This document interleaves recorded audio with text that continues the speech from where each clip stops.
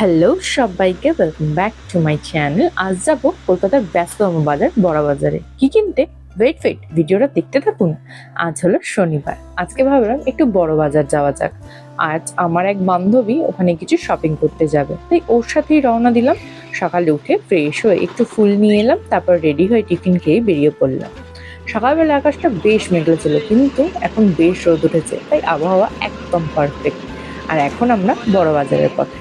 ও মূলত কিছু কেনাকাটা করবে, আর আমি ওর সঙ্গী হয়ে ঘুরতে যাচ্ছি। অবশেষে প্রায় পৌঁছেই গেছি।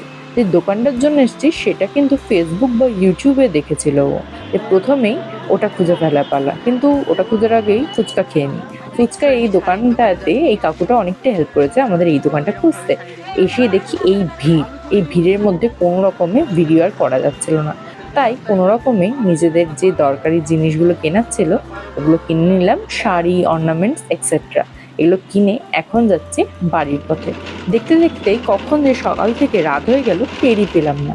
পাশে করেই ফিরছি, তো প্রায় বাড়ির কাছে চলে এসেছি। নেমে আবার খিদে পেয়ে গেছিল, তাই ও আবার আমাকে দিল আজকে এগরোল ট্রিট। একটা ওর, একটা আমার। খেতে খেতেই বাড়ি ফিরছি।